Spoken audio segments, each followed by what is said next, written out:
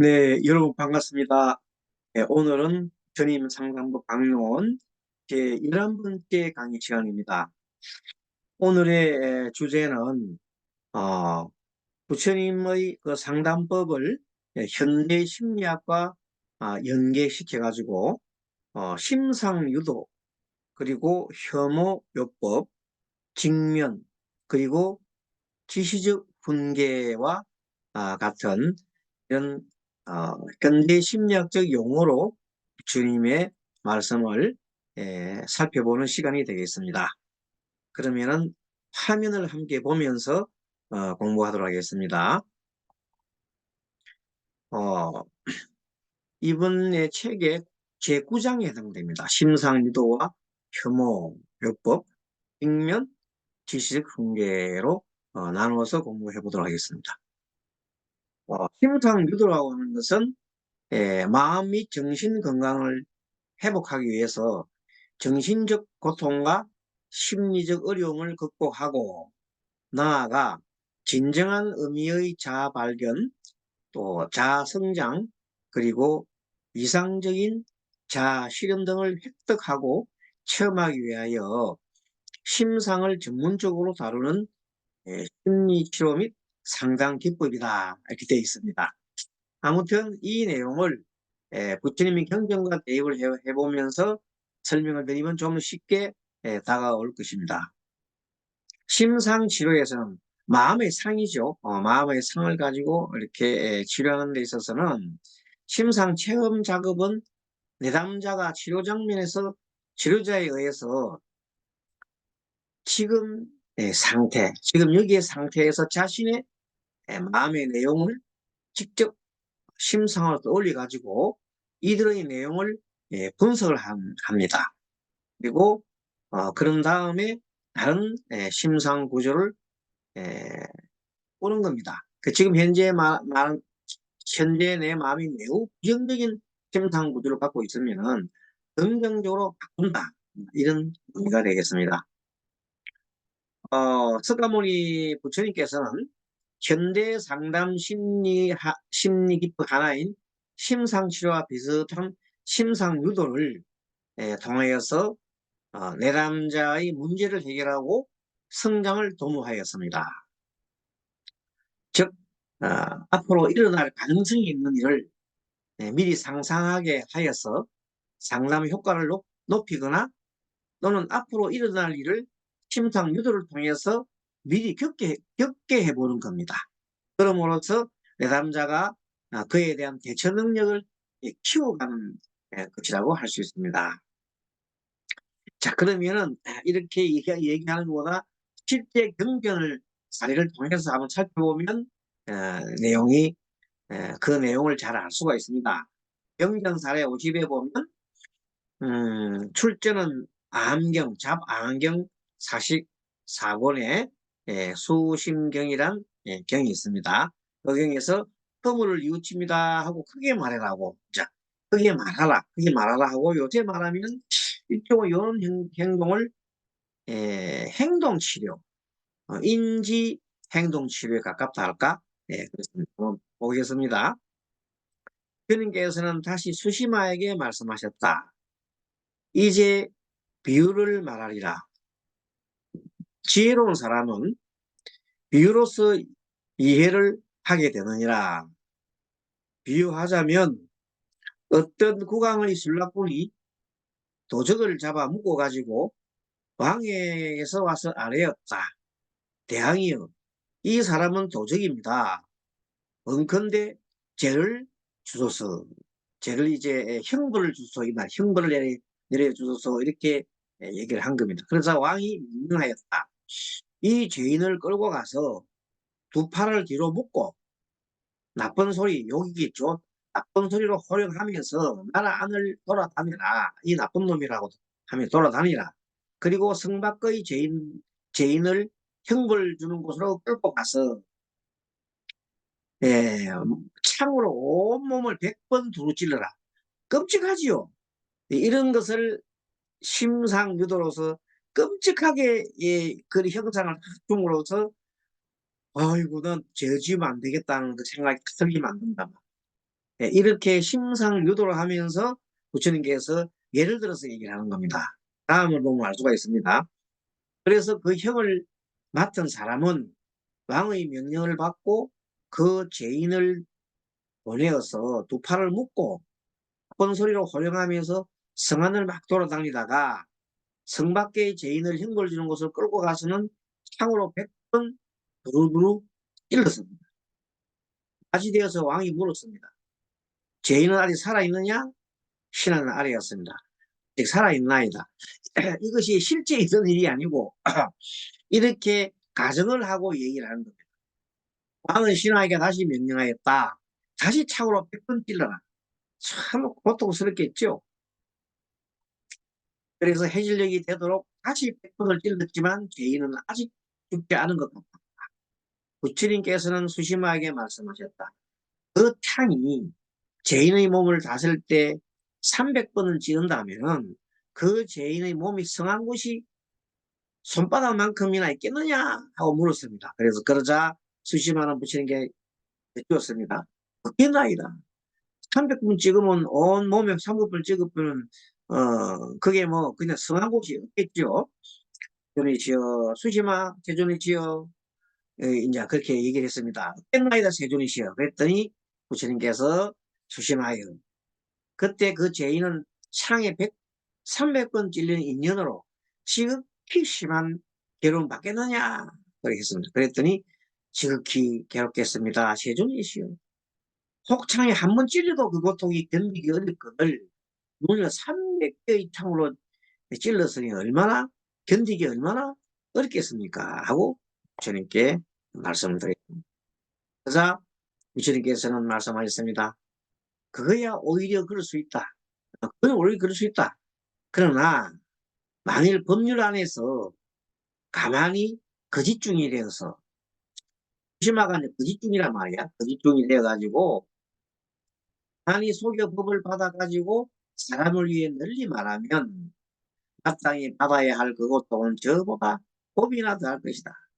그러니까 중이 거짓중이 돼가지고 어 다른 사람을 속여갖고 그리고 부처님의 법을 가지고 그것을 가지고 이렇게 다니면서 잘못된 그 말을 전하는 거죠.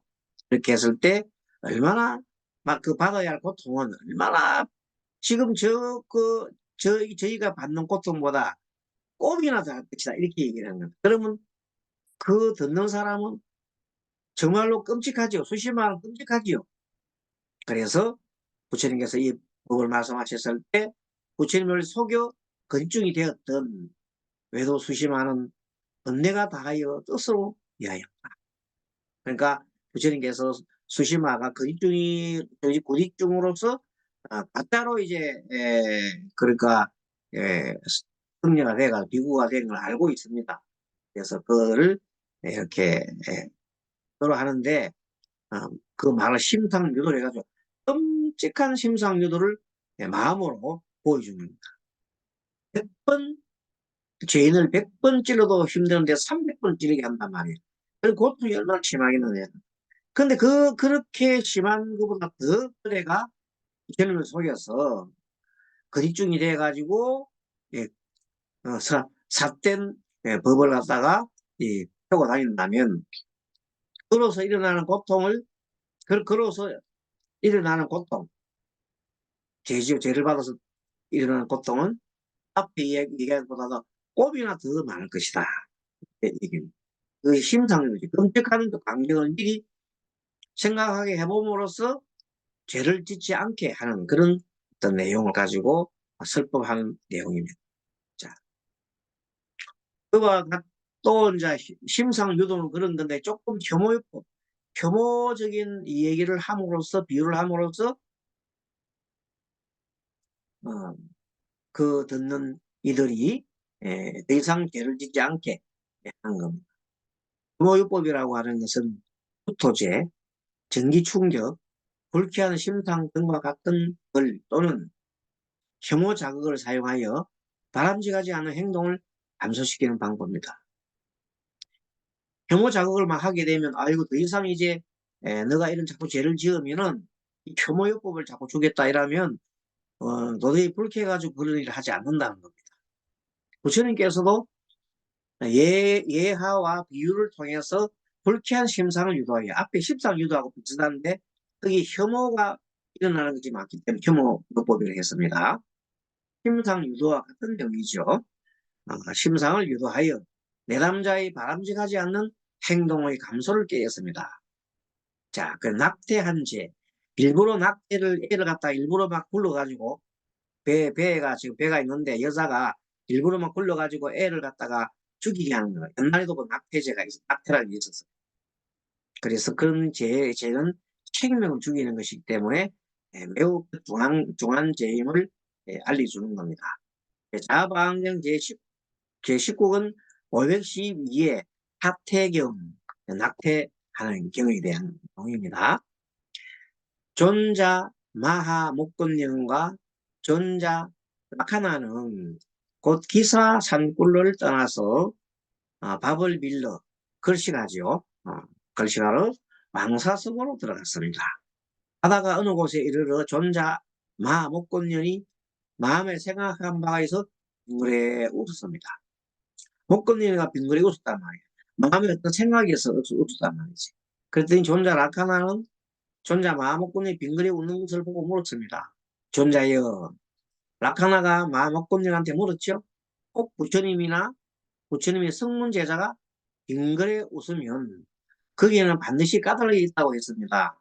존자는 이제 무슨 까닭으로 빙그레 웃었습니까? 하고 물었습니다. 빙그레 웃으면 그 까닭이 있다 그러죠.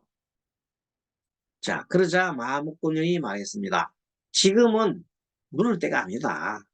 우선 지금은 물을 때가 아니고 먼저 밥을 갖다가 빈 뒤에 그릇을 한 뒤에 세존 앞에 나가서 그 일을 물어라 이렇게 얘기했어요. 세존 앞에서 그걸 물어라. 그것은 때만 맞은 물어입니다. 아무렇게나 묻지 말라는 거죠.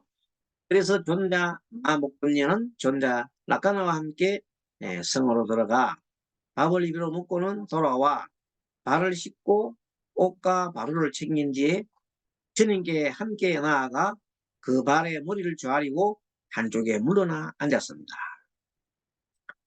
그리고 존자 라카나는 존자마 목건들에게 물었습니다. 나는 오늘 이른 아침에 그대와 함께 밥을 비러 왕사성으로 들어갔다. 그대는 어느 곳에서 빙그레 웃었다. 나는 곧 그대에게 무슨 까닭을 웃느냐고 물으며 그대는 내게 지금 때가 아니다고 대답했다.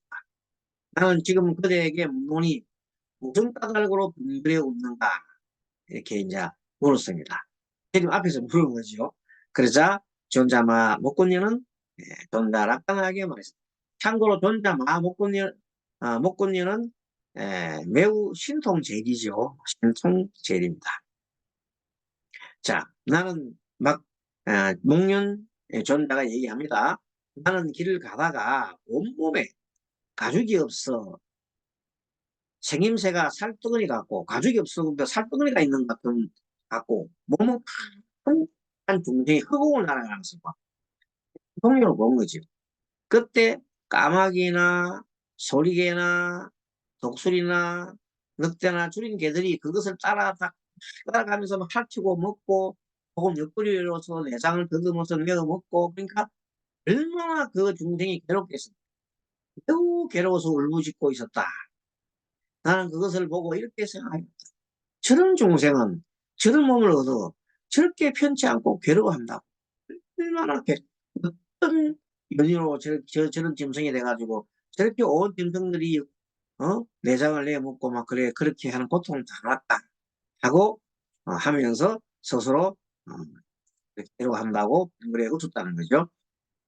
그 빙그레 웃는 의미는 그 속에 분명히 저 사람은 어떤 죄를 지어서 그렇게 했다는 것을 이미 우리 마목곤련 존재는 알고 있었다 이런 뜻이죠. 그때 부처님께서는 비구들에게 말씀하셨다. 했을 때 말씀하셔서 비구들한테 그 중생은 그 세상에 이 왕사성에서 스스로 낙태를 하였다. 그 낙태를 해서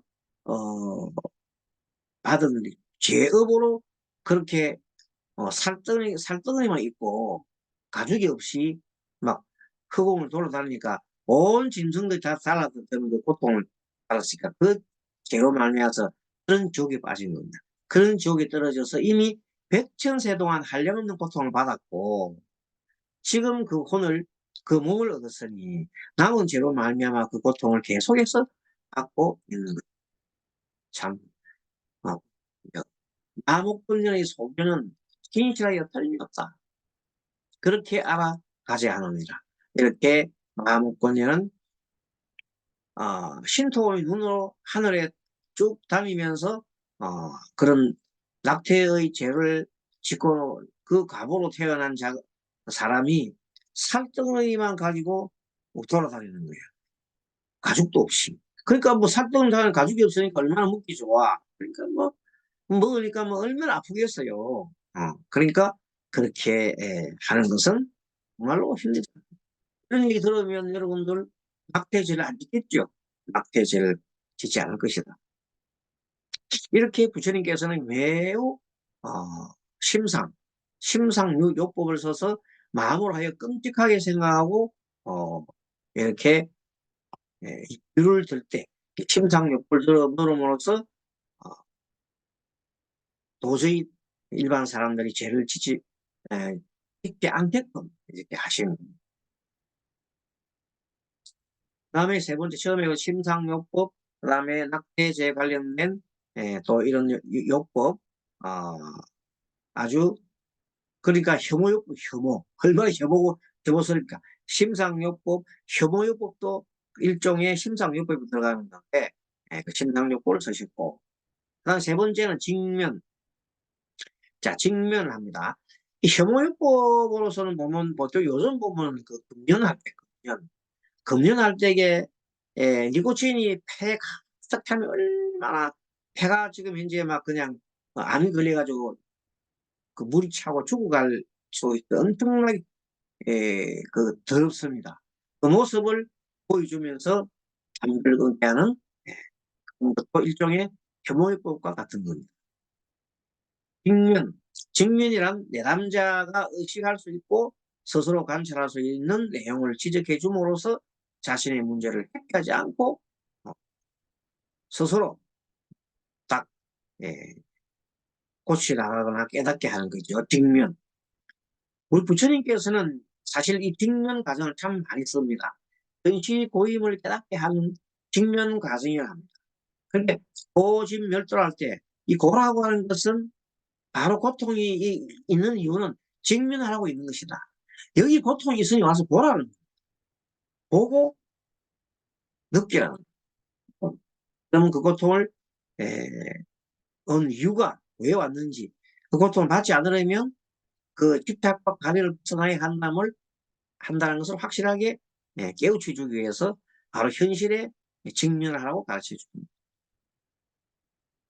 경전 52위에 읽으면 재미있는 경이 있습니다. 책제상경이라는 경이 있는데 뒷간에서 나와서 뒷간으로 들어가라 하려느냐 이런 재미있는 글귀가 있습니다. 자, 내용을 한번 살펴보겠습니다. 어느 때 부처님께서는 사이국 대다수 외로운이 돕는 동산에 계셨는데 그때 대중 가운데는 조그만 다투는 일이 있었습니다. 작게 다투는 일이 있었습니다. 부처님께서는 얼굴빛을 조금 움직여 모든 비구들 하여금 감이 와서 배웠게 하였습니다. 얼굴빛을 조금 움직여가지고 이제 와서 나를 보라 이 말이죠. 때 모든 비구들은 부처님께 나아가 부끄러워하는 빛을 품고 부처님 발에 예배하고 항상 부처님 앞에는 발에 예배하죠. 그리고 한쪽은 물러나왔습니다. 그때 서정께서는 모든 비구에게 말씀합니다. 모든 비구들한테 이제 말씀을 하고 싶은 내용이 있기 때문에 직면요법을 썼습니다. 집을 나온 사람은 하찮은 생활을 하나니 머리를 깎고 바로를 가지고 집에 밥을 빈다. 그식을 한다. 복편대를 받더라도 그렇게 하는 까닭은 훌륭한 이치를 구하기 위해서다. 태어남, 늙음, 병듦, 죽음과 근심, 슬픔, 번민, 괴로움을 건너 괴로움을 완전히 벗어나기 위해서다. 이런 분민과 괴로움을 건너서 괴로움을 완전히 벗어나기 위해서다. 이렇게 부처님께서 운을 띄면서 말씀하신 거죠. 그러면서 모든 착한 것들이 너희들은 왕이나 도적이 시킨 일도 아니요. 빚진 사람들도 아니며 두려움 때문도 아니요.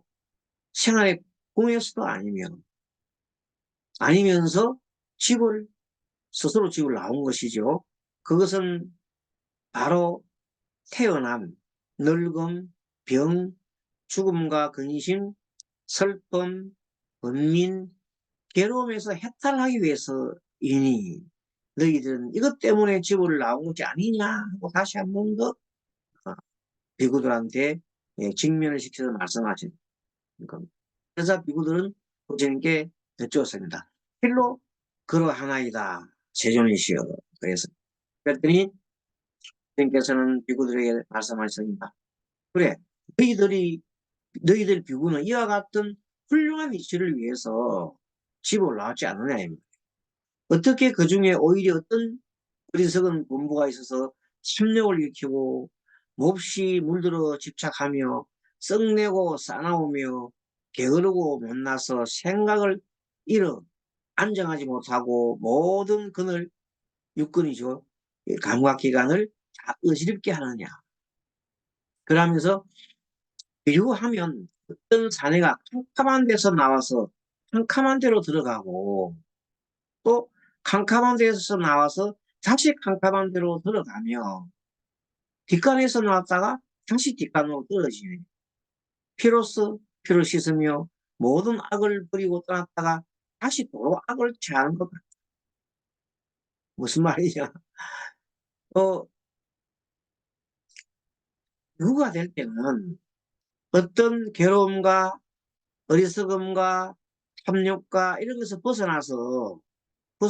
벗어나기 위해서 비구가 되고 했는데 오히려 너희들은 작은 거 하나 가지고 싸우고 하는 것을 보면 너희들은 도대체 그런 본래 자신의 그 목적을 다 잊어버리고 험한 데 와서 캄캄한 데로 가고 뒷간에서 와서 뒷간으로 가느냐 이 말. 그래서 이렇게 부처님께서는 비구들을 직면시켜 줍니다. 너희들이 어떻게 해서 왔는 것을 먼저 일떠주고 근처에 있는 그들의 모습을 직면하게 함으로써 그들이 처음에 묵었던 초발심 마음을 가지지 않고 어, 타성이 있어서 가지고 있는 그런 모습들을 예, 계도해 주는 거죠. 일깨워 주는 거죠. 직면해 주는 거죠. 직면을 정에서는 많이 하십니다. 그 다음에 시시적 훈계가 있는데 요거는 훈계인데 훈계는 그야말로 가르침을 주는 거죠. 타이를 가르치고 타이르는 것이죠. 이렇게 위주로 하는 상담을 말하는데 서가모니 부처님께서는 주로 다투거나 거짓말을 하거나 계율을 어기는 자에 대해서는 이 방법을 활용했습니다. 지금 현 다투고 있거나 거짓말을 하거나 계율을 어긴 자에 대해서는 주로 이 방법을 썼다. 지시적 훈계를 했다 이 말이죠. 즉 이미 긴밀한 친근감이 형성되어 있고 이미 이제 제자와 유치원은 제자와 사이야. 그러니까 이미 긴밀한 친근감이 있죠. 이렇게 형성되어 있어 이해하고 받아들일 만한 사람들에게 엄하게 엄하면서 그리고 지시적으로 훈계를 해가지고 제3자가 자신을 스스로 돌아보게 하고 바른 길을 나가게 했던 겁니다. 그렇게 중생들을 깨우치는 방법이 여러 가지가 있습니다. 이 방법에서는 지시적 훈계를 가지고 방법을 쓰는 겁니다. 경전 53, 사례 53에 보면 잡안경 제41권 1138의 각성경에 보면 알을 가지고 다투지 마라. 좀 아는 걸 가지고 다투지 마라 그랬어요. 그때 세독께서는 두 비구에게 말씀하셨습니다. 너희들은 참으로 서로 다투면서 각각 너는 와서 겨우 토론하자. 누가 많이 알고 누가 훌륭한가라고 말하였는가 했더니 두 비구가 진료가 하나이다. 세종이 저랬어요. 그랬더니 부처님께서 말씀하셨습니다. 너희들은 내가 말한 부분을 가지고 서로 논쟁하면서 각각 너는 와서 겨루 토론하자. 누가 많이 알고 누가 훌륭한가라고 말하였는가? 그랬더니 아닙니다, 세존이시여. 그럼 너희들은 내가 말한 법으로 스스로 훈련하고 스스로 쉬며 열반을 구하지 않았는가 했더니 그러하나이다, 세존이시여. 그럼 뭐냐, 너희들은 내가 말한 법을 가지고 서로 논쟁하면서 각각 너는 와서 겨루 토론하자. 누가 많이 알고 누가 훌륭한가라고 말하는 것 같으니 아닙니다. 그랬죠. 그러면 너희들은 내가 말한 법으로 스스로 훈련하고 스스로 쉬며 열반을 구하지 않는가 했더니 그렇지, 부처님께서 하신 대로 했다는 겁니다.